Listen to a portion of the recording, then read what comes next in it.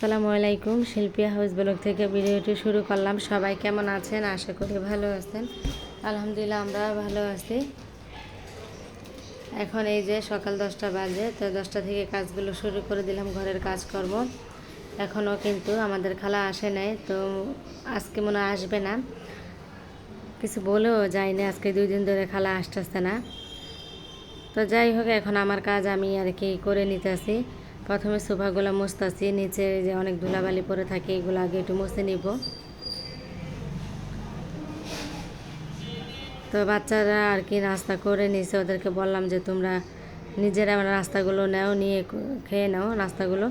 তো ওরা খাওয়া দাওয়া শেষ করলো। আর এই যে আমাদের বিড়ালটা খুব সুন্দর করে মাশাআল্লাহ এখানে আর কি বসে আছে। তো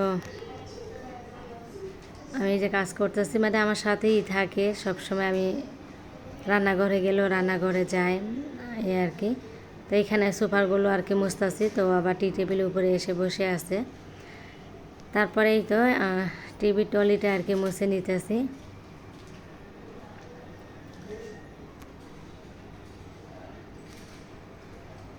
মুছামুছি কাজগুলো আর কি শেষ করব। তারপর রান্নাঘরে এখনও যাইনি, রান্নাঘরে একটু পরে যাব।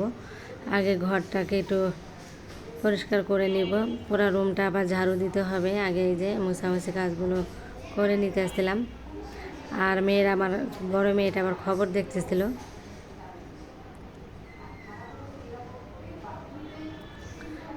এই যে অফারের পিছনেও ময়লা টয়লা আছে, এগুলো সরাবো আরেকদিন আবার সময় করে। এখন সামনেটুকু মুছে নিলাম। তো এই তো ঘরটা গুছিয়ে তারপর রান্নাঘরে চলে আসলাম। তো এখানে আমি মশলাটা কষায় নিলাম, তারপর টমেটো দিয়ে আর কি মাছটা ভুনা করব। মাছগুলো ভুনা করে নিব, টমেটো দিয়ে দিলাম। এখানে হচ্ছে কই মাছটা আর কি ভাজলাম আর কি, হালকা করে ভাজা নিছি। তো এখন কই মাছগুলো ভুনা করব।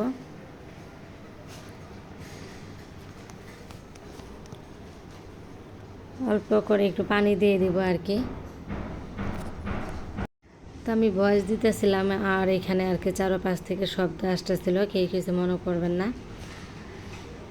তো এখন এই যে একটু পানি দিয়ে দিলাম, এটা আর কি ভালো করে একটু কষিয়ে নিব, যেহেতু মাছটা দিলাম আর মশলাগুলো দিয়ে দিলাম।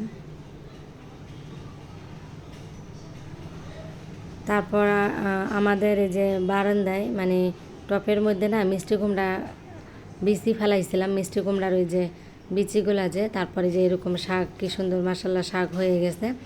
তো এই শাকগুলো না মানে এখন এই যে ফাতেমা আবার উঠাইতেছে, বললাম যে এখান থেকে কিছু মানে শাক পাতা নাও, আজকে রান্না করব।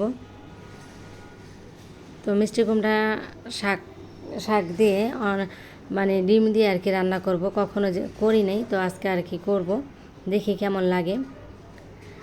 তো মাছ তরকারিটা আর কি হয়ে গেছে। আমি এখন এই যে শাকটা ভালো করে দিয়ে নিব, শাক পাতাটা। এটা হলো মিষ্টি কুমড়া, ওই যে বললাম বিচিটা লাগাইছিলাম, মিষ্টি কুমড়া পাতা হয়েছে খুব সুন্দর, মানে মিষ্টি কুমড়া শাক। এই কটাই আর কি উঠাইছি, মাত্র হইতেছিল। তো এখন অল্প করে আর কি ডিম দিয়ে রান্না করে দেখি কেমন লাগে। কখনো রান্না ভেবে করি নাই, মানে ডিম দিয়ে মিষ্টি কুমড়া শাক দিয়ে আর কি। তো আজকে এই প্রথমবার রান্না করতেছিলাম।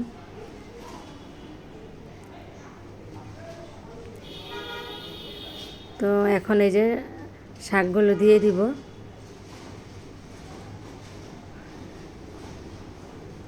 মশলা দিয়েছিলাম, তো মশলাটা কষানো হয়ে গেছে, এখন শাকগুলো দিয়ে দিলাম। তারপর ডিম ভেজে রাখছি, ডিমটা আবার পরে আর কি উপরে দিয়ে দিব।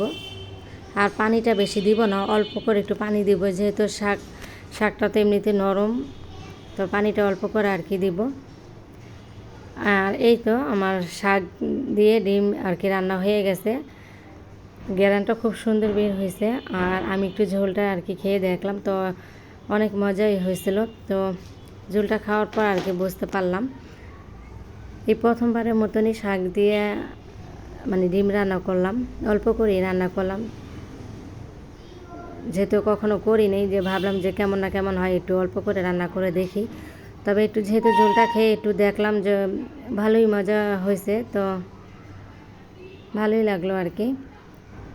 এই প্রথমবারের মতন শাক দিয়ে ডিম রান্না করলাম। নিজেদের বারান্দার আর কি টবের গাছ লাগানো হয়েছিল, নিজেদের গাছের শাক।